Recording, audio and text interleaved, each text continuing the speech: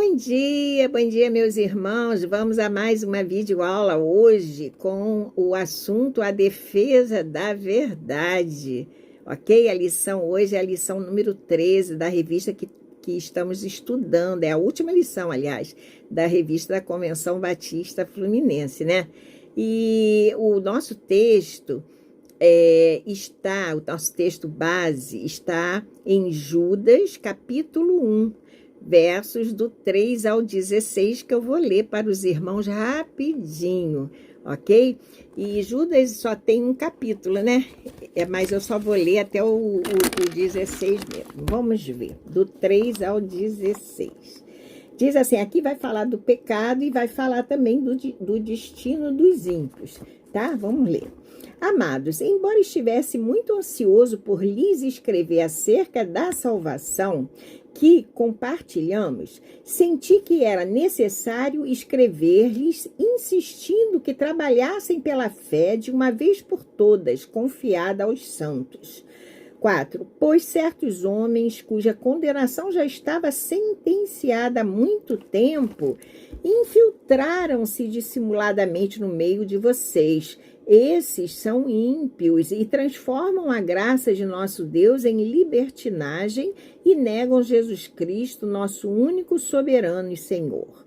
Embora vocês já tenham conhecimento de tudo isso, quero lembrar-lhes que o Senhor libertou um povo do Egito, mas posteriormente destruiu os que não creram.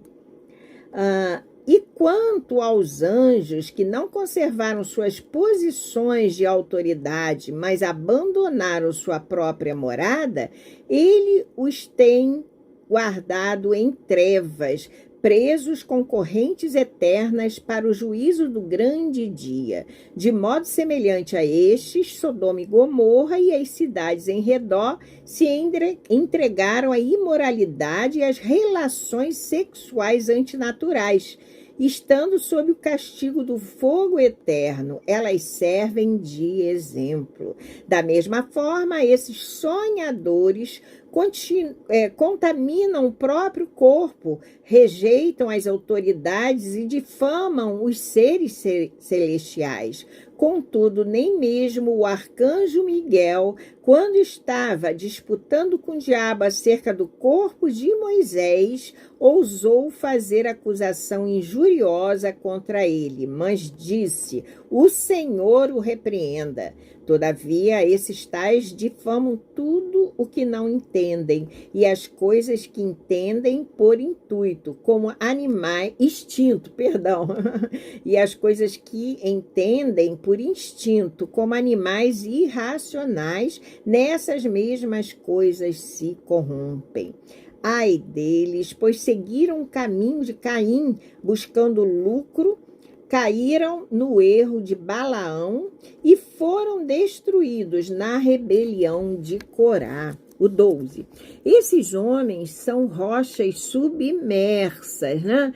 Nas festas de fraternidade que vocês fazem, comendo com vocês de maneira desonrosa. São pastores que só cuidam de si mesmos. São nuvens sem água, impelidas pelo vento, árvores de outono sem frutos, 2 vezes mortas, arrancadas pela raiz. São ondas bravias do mar, espumando seus próprios atos vergonhosos, estrelas errantes, para as quais estão reservadas para sempre as mais densas trevas. Enoque, o 7º a partir de Adão, profetizou acerca deles. Vejam, o Senhor vem com milhares de seus anjos para julgar a todos e convencer todos os ímpios a respeito de todos os atos de impiedade que eles cometeram impiamente e acerca de todas as palavras insolentes que os pecadores ímpios falaram contra ele. Essas pessoas vivem se queixando, descontentes com a sua sorte e seguem os seus próprios desejos impuros. São cheias de si e adulam os outros por interesse. Ok, vamos orar, oremos agora. Paizinho, Pai Celestial, neste momento, Pai, entramos na Tua santa presença, Senhor, e eu te glorifico, eu te exalto, porque só Tu és merecedor de toda honra e toda adoração. Meu Pai, eis-me aqui, usa-me como um instrumento nas Tuas mãos, Pai, para que Tu mesmo possa ministrar em nossos corações, Pai, essa palavra que é tão importante para nós, que nós possamos, Paizinho, crescer na Tua graça e no conhecimento, para que nos tornemos fortes, para combatermos, Pai, todos os falsos ensinos vindo de falsos mestres que possam querer se infiltrar também nas nossas igrejas nos dias de hoje. Paizinho, é a oração que eu te faço em nome de Jesus Cristo. Amém. Vamos conhecer o alvo da lição, que é onde a gente quer chegar, né, com a lição como um todo. Então, diz assim, ao final, né, a lição quer mostrar o mal que os apóstatas fazem na igreja, procurando desviar, né, os cristãos da verdadeira fé em Cristo e ensinar como combatê-los. Tudo bem? Agora conhecer os propósitos da lição, primeiramente no sentido cognitivo, né, no sentido do saber. Ao final do estudo, o aluno deverá entender que pessoas ímpias têm se infiltrado nas igrejas com caráter, né, e condutas imorais, com a intenção de destruir a comunhão dos crentes. Ok? Agora, conhecer o propósito no sentido do sentir. Ao final do estudo, né, o aluno deverá apiedar-se e orar pelos apóstatas, que propagam inverdades e blasfêmias e negam a Jesus, atraindo sobre si mesmos repentina destruição. Agora é conhecer o propósito no sentido do agir. Ao final do estudo, o aluno deverá defender a fé em Jesus e a sã doutrina revelada por Deus a nós, permanecendo no ensino de Cristo, na certeza da nossa salvação e da nossa entrada no reino eterno da sua glória. Aleluia! Vamos então à introdução, né, desse assunto que vocês já viram que é muito importante nos dias atuais, ok? Bem, a carta de Judas, ela foi escrita estimadamente entre os anos de 70 e 80 depois de Cristo, né? Judas é o irmão de Jesus. Mateus 13:55 fala, né, que ele é o irmão de Jesus e tendo se convertido ao cristianismo, ou seja, se tornado crente, né, só depois da ressurreição de Jesus. Tiago, seu outro irmão, portanto, irmão de Jesus também, né? Era um dos líderes mais importantes da igreja de Jerusalém. Ou seja, uma das colunas da igreja ao lado de Pedro e João. Tá? Depois vocês olhem Gálatas, capítulo 2, verso 9, vai falar exatamente isso, ok? A carta de Judas, ela foi escrita como advertência contra alguns que se auto-intitulavam, vamos botar assim, que se denominavam cristãos, mas que ameaçavam enfraquecer e destruir a comunhão dos crentes, mediante seu caráter e condutas imorais, né?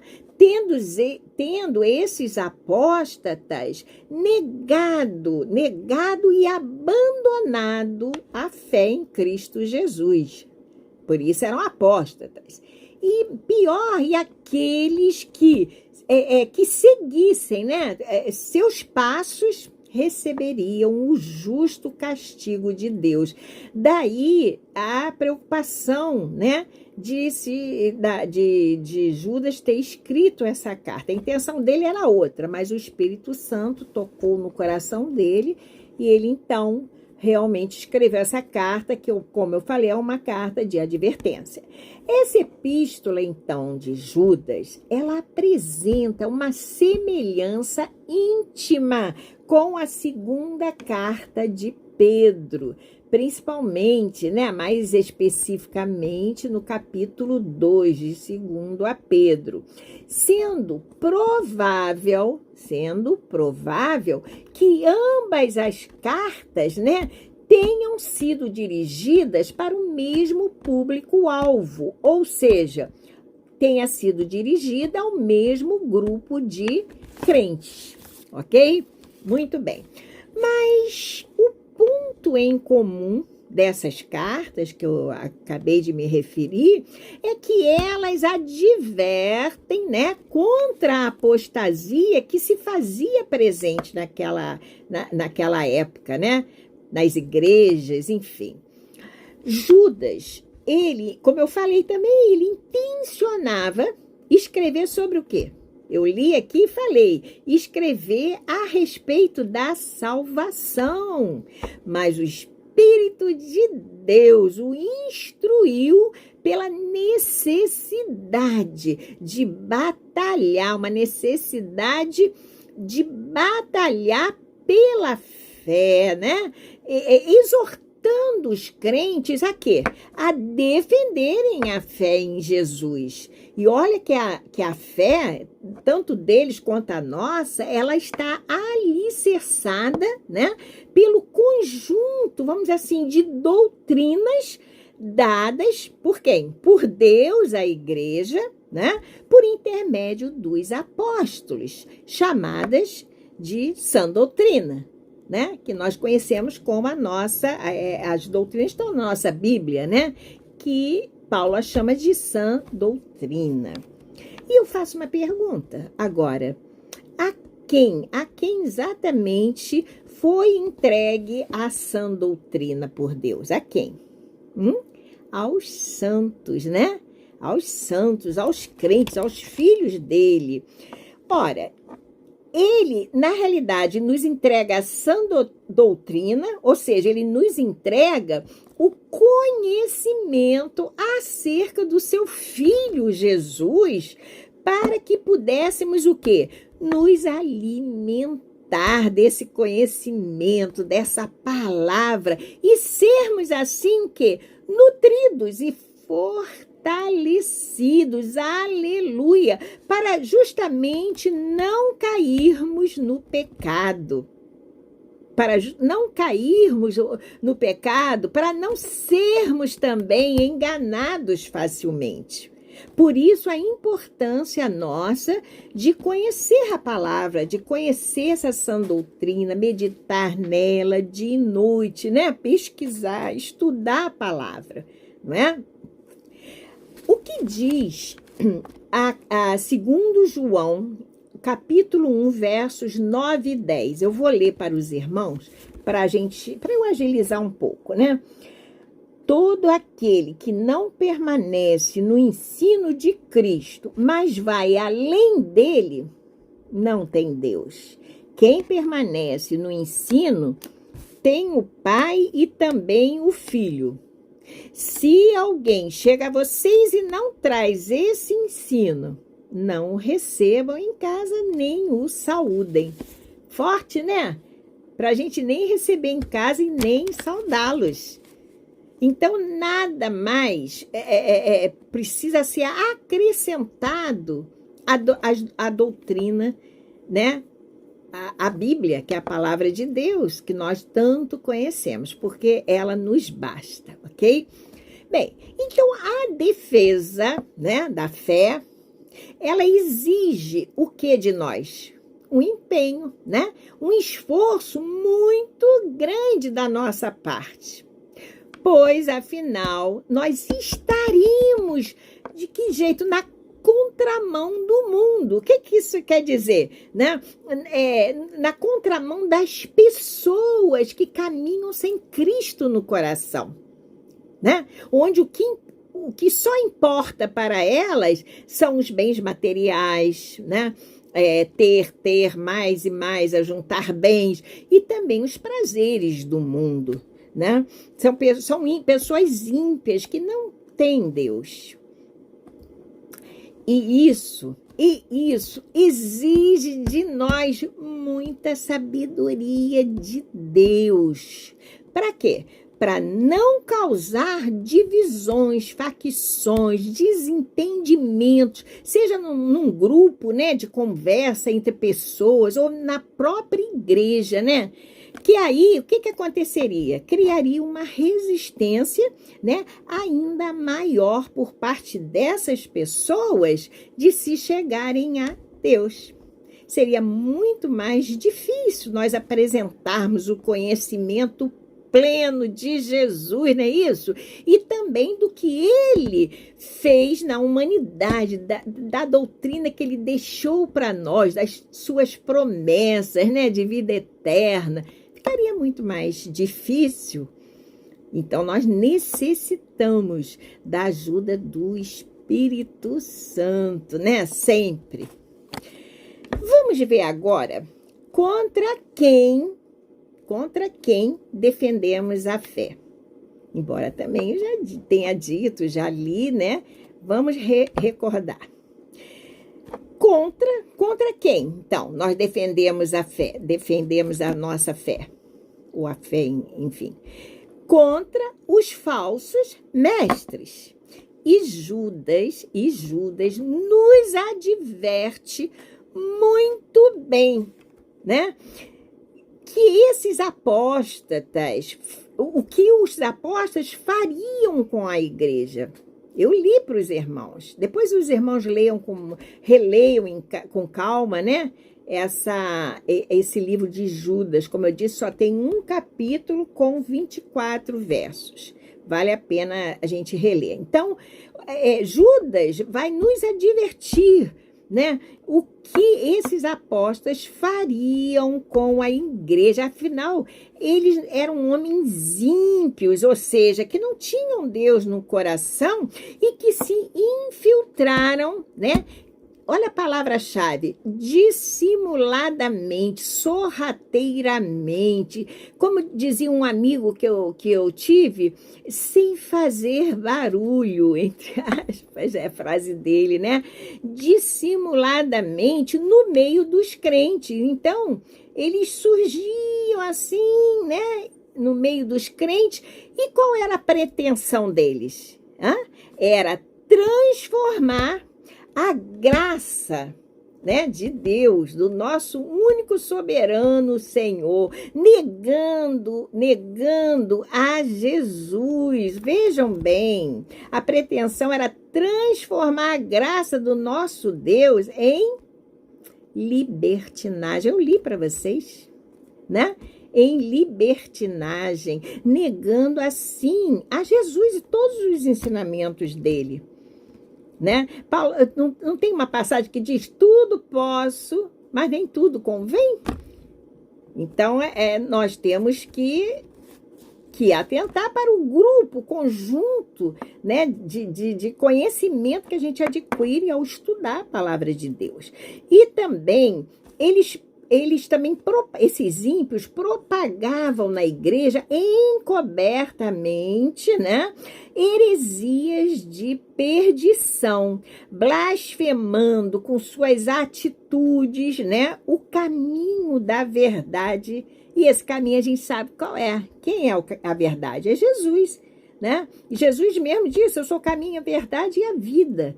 Então, eles blasfemavam com suas atitudes, né, o caminho da verdade, trazendo neles próprios para si mesmos repentina perdição, né? Isso também está escrito na palavra de Deus, ok? Seria interessante que fosse feita, que vocês fizessem uma comparação, né, das cartas de Judas, principalmente dos versos 8 a 12, tá? Não, pode botar de 8 a 16. De 8 a 16, com a carta de 2 Pedro, capítulo 2. Vocês vão ver que a carta de 2 Pedro é como se ele estivesse quase que copiando a carta de Judas, né? E elas têm muitos pontos em comum. E agora, nós vamos conhecer um pouco do caráter, veja bem, do caráter desses apóstatas. Eu preparei umas fichas aqui e vamos lá, eu vou tirar as fichas aqui. Seriam assim, quais são as características dos apóstatas, o caráter delas? Primeira coisa, os apóstatas rejeitam a autoridade divina. Eles rejeitam. E seja, eles são sonhadores, eles afirmam ter autoridade com base em sonhos. Pode uma coisa dessas? Hein? Eles falam metaforicamente, né? De uma esperança, de um desejo, né? Eu acho que seria essa, que se opõe ao reino de Deus. E Pedro, né? Em Pedro, apresenta tais pessoas como brutos e irracionais. Vejam lá em 2 Pedro, capítulo 2, vocês vão ler do 12 ao 22, né? Quando os homens se rebelam contra Deus, é isso que ele quer dizer, descem ao mesmo nível dos animais, ou seja, os animais são irracionais. E se os ímpios, né, agem de uma forma irracional, né, de uma maneira bruta, eles se comparam, eles descem ao nível dos animais. É isso aí que Pedro quer dizer. Bom, então eles rejeitam a autoridade divina. Eles quem? Os apóstatas. Nós estamos vendo vamos dizer, o caráter deles, né? As características que eles têm. O segundo ponto é que os ímpios, esses apóstatas, são blasfemos. Né? Descreve aqui uma pessoa, o quê? Arrogante, desafiadora, né? Insolente, que levianamente desafia a Deus e também a sua autoridade. Eles agem dessa forma. E o caráter dessas pessoas pode ser muito bem ilustrado, como eu li também, por 3 personagens bíblicos. Prestaram atenção na minha leitura? Que foram Caim, Balaão e quem mais? Corá. Né? Ou seja, todos esses personagens eram de que forma? Arrogantes diante de Deus, principalmente diante também dos homens, né? E eles tiveram o fim que tiveram. Então, a forma correta, vamos assim dizer, de enfrentar os apóstatas, né, blasfemos, é demonstrado nas palavras de Miguel, do arcanjo Miguel, no fim do embate que ele teve com Satanás, né, a respeito do corpo de Moisés. E qual foram as palavras, né? Arcanjo Miguel nem ousou, né, a bater de frente com Satanás e pronunciou, o Senhor te repreenda. Tem vezes que é melhor a gente agir assim também. Bom, então nós já vimos, né, que os apóstatas têm o caráter de rejeitarem a autoridade divina e serem o quê? Blasfemos. E o terceiro ponto, eles são também dissimulados, né? Judas os chama de rochas submersas. Na navegação, né, marítima, o comandante, o timoneiro, enfim, aquele que vai conduzir a sua embarcação, o seu navio, ele deve estar sempre alerta, pois muito embora as águas tenham aparência de mar de almirante, de águas tranquilas, né, de uma navegação segura, e essas águas, elas podem esconder que eles chamam de recifes traiçoeiros, né? Algumas pedras, enfim, principalmente se a embarcação for de pequeno porte, né? Que é a navegação mais próxima à costa. Então, eles tomam muito cuidado. E fazendo, então, então, os líderes espirituais, né? Os líderes espirituais e os cristãos, ou seja, nós, porque hoje em dia nós podemos sofrer a ação dos apóstolos também, dos falsos mestres, né? Então, a ação deles, em geral, deve ser sempre de estar em alerta, sempre de guarda, né? Contra justamente essas pessoas. Então, eles podem, sim, além disso que eu falei, serem ainda, eles são, né, dissimulados. Outra característica dos apóstatas, são egoístas. Egoístas, meus irmãos, vamos dizer assim, a caracterização que se dirige mais aos líderes apóstatas, egoístas. E a Bíblia, da Nova Versão Internacional, traduz, sabe como? Pastores que só cuidam de si mesmos. Olha, então fazem tudo isso sem qualquer recato, expressão que também pode ser traduzida sem qualquer medo. Eles são insolentes, egoístas, dissimulados. Agora, esta é a diferença entre o verdadeiro pastor e o mercenário. Qual é? O primeiro, o verdadeiro pastor, preocupa-se com as ovelhas, com as suas ovelhas, né? Enquanto que o segundo, né, só se preocupa consigo mesmo. Então, eles são egoístas.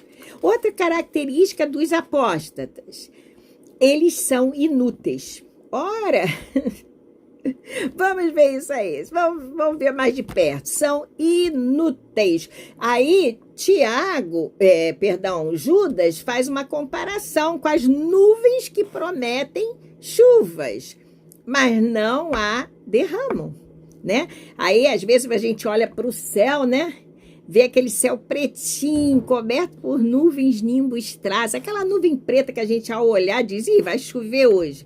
E, no entanto, não cai uma gota d'água sequer. São uma decepção, inclusive, quando essas nuvens se apresentam no céu e não trazem a chuva, são uma decepção para o agricultor, né? Que espera que caia essa chuva para irrigar, né, o solo e aí poder o solo produzir, né, bastante. Então, essas plantações, elas precisam encarecidamente de água, não é isso que eu falei? Muito bem.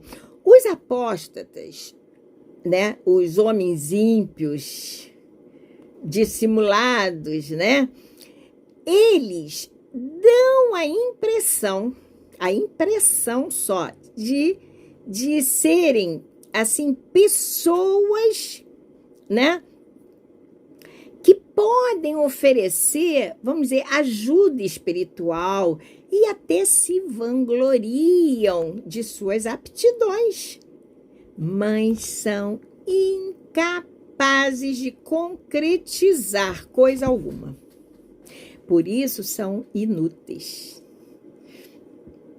aquela aparência, o céu parece preto e parece que vai chover. Eles também, eles dão essa impressão de serem pessoas que podem oferecer, né, ajuda espiritual, aconselhamento e, no entanto, não fazem coisa nenhuma, só se vangloriam, né?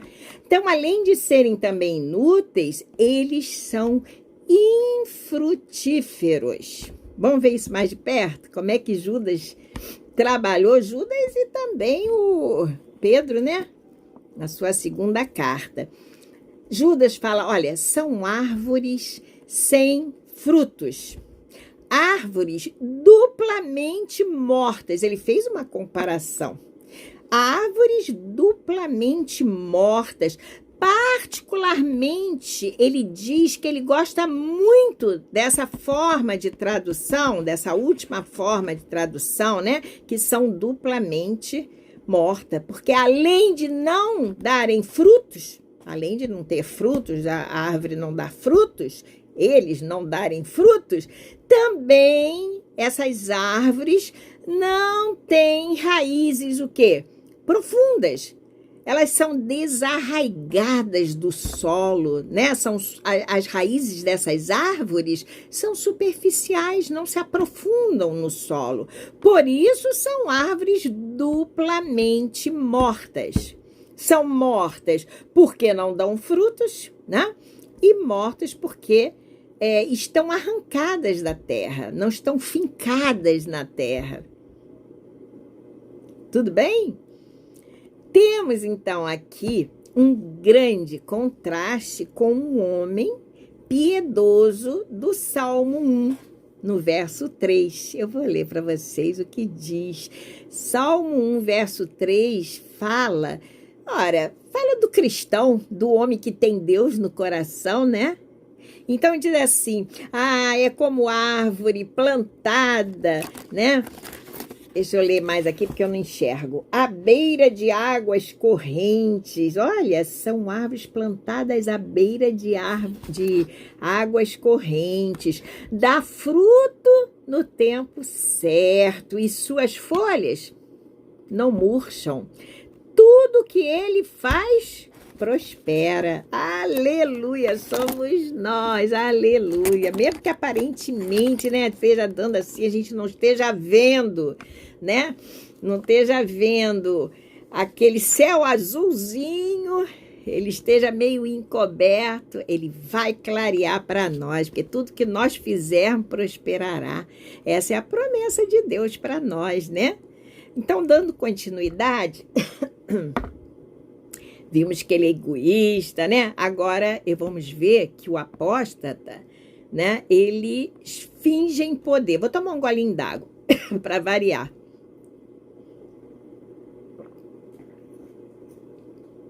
Eles fingem poder. Vocês querem ver a comparação que Judas fez e também? As ondas do mar são extremamente poderosas, não são? Então, tem ondas de altura de 4 metros, são poderosas. E Judas, porém, compara os apóstatas às ondas bravias, às ondas impetuosas, que fazem barulho ao baterem nas pedras, né? Espumam, mas logo voltam mansas para o mar. Então, né? E é possível também aqui que Judas tivesse em mente Isaías 57, capítulo 57, verso 20, que diz assim: mas os perversos são como o mar agitado, que não se pode aquietar, cujas águas lançam de si lama e lodo. As palavras de grande arrogância, né, dos apóstatas só produzem isso mesmo, espuma e refúgio, né? Enquanto os verdadeiros mestres da palavra trazem tesouros dentro dela. Olha que maravilha!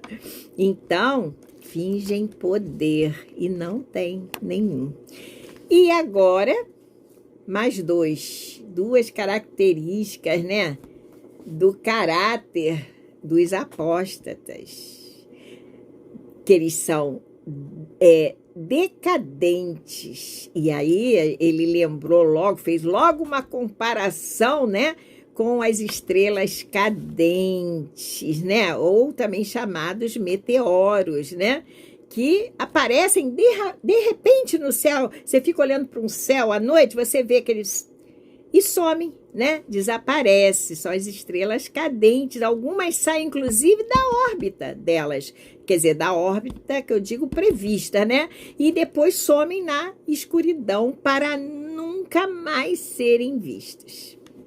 Quem já nunca viu um meteoro ou uma estrela cadente? Eu acho que todos nós, né? Já vimos. É perturbador e muito triste ler, né, ou até ouvir, né, histórias daquelas pessoas, né, que um dia se destacaram como líderes na igreja e hoje estão na escuridão. Caíram até no esquecimento. E desses, alguns caíram por causa do orgulho. Sabiam dessa? Do próprio orgulho, né? De enxergarem a si próprios, a si mesmos, como estrelas, né? Como é que a gente fala? O orgulho precede a ruína, né? Não pode, nós devemos ser o quê? O contrário, humildes, né? Que é isso que o nosso mestre ensina. E, finalmente, vamos ver a última característica, né? Do caráter dos apóstatas, que eles são o quê? Murmuradores e descontentes. Murmuradores e descontentes, né? Por exemplo, se um falso mestre, ele consegue levar uma pessoa a criticar diretamente a sã doutrina, ou a ficar mesmo, sei lá, desconfiado, né? Descontente com aqueles que a defendem, tal pessoa pode cair num risco enorme, né? De ser levada a se desviar da verdadeira doutrina. Então, para isso não acontecer, o que é preciso? Que nós sejamos firmados na palavra. E quando alguém tentar nos desviar, né? Nos descontentar com alguém que está ali defendendo a sã doutrina, ou falando, ou pregando, né? Ou então vier criticar mesmo a palavra de Deus, nós, com a própria palavra, podemos, sem orgulho nenhum, humildemente, pedindo sabedoria ao Espírito Santo, combater com a palavra. Então, vamos à conclusão desse estudo maravilhoso que fizemos, a defesa da verdade com a carta de Judas, né? Nós vimos que as condições aqui apresentadas por Judas são muito parecidas com as de hoje, não é verdade? Então, a principal forma, então, de batalhar pela fé é explicar, é expor a realidade e a verdade das Escrituras Sagradas. Não é algo simples de ser feito, não é verdade? E por incrível que pareça, nem sempre é bem aceito. É isso aí, meus irmãos. Precisamos exortar a fidelidade ao Evangelho. Olha, somos de fato chamados por Judas, claro, a defender, né, esse Evangelho, a defender essa fé dentro e fora das nossas igrejas. Porém, isso exige o quê? Conhecer as Escrituras.